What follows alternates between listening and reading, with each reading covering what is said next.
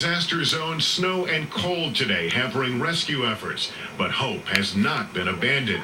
Oh, if you can hear me, make a noise. UK rescue teams at Ofanato today search a home after family members believe they hear a voice. The chance of survival is small, but we'll really do our best to see if we can get anybody in there. After dogs and teams go in, only a body comes out.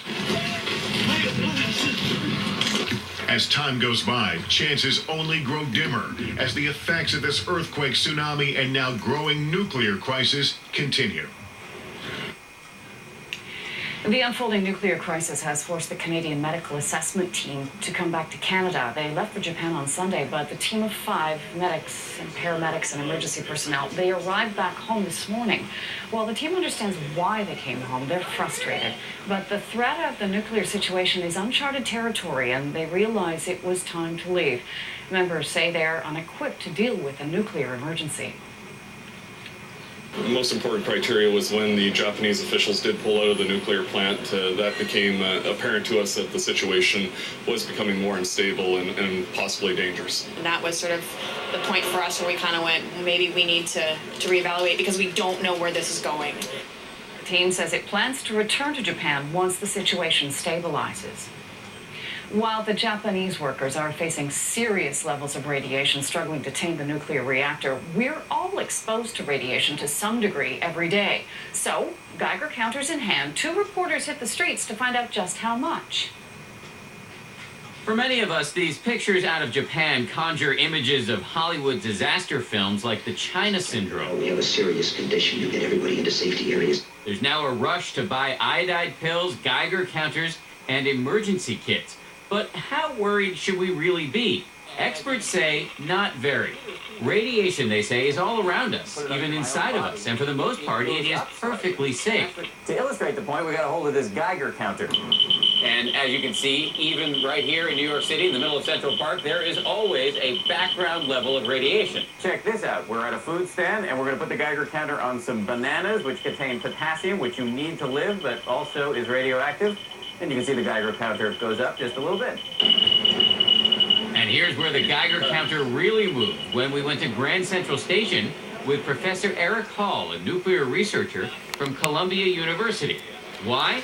Because this place was built with granite and marble, both of which are radioactive. Tens of thousands of people walk through that hall every day. That's right. Are they at risk of getting sick because of the radioactivity around them? No. The doses are very, very small. Another everyday activity that exposes us to radiation? Air travel. ABC's Abby Boudreau flew from LA to Denver to show us how much. We're just about to take off on our flight, and I turned the device on, and it's going back and forth between 0.01 and 0.02. We're about an hour and a half into the flight, and we're flying at about 40,000 feet, and it's time to check the meter. Why more radioactivity up here? Because when you fly, you are closer to the radiation of outer space. Every year, just walking around the planet, each of us is exposed to about 3.5 millisieverts, that's the term they use, of radiation. That's about 67 chest x-rays, or the same as 134 cross-country plane trips. In order to get radiation sickness, you need to be exposed to 1,000 millisieverts at once. And for most people, a fatal dose is about 5 times that. Thousands of kilometers away from the misery, a group of Japanese exchange students in Vernon wants to go home. The 9 ESL students are from a university less than 200 kilometers from Sendai. They're scheduled to return to Japan on Saturday, but there's still no way for most of them to make it to their hometowns. Instead, they'll stay with relatives in other parts of Japan until they can get home. They're struggling now to comprehend what they'll find once they get there. My hometown was damaged tsunami, and there is nothing in my hometown now, and I can't contact with my family. There is no trees, houses.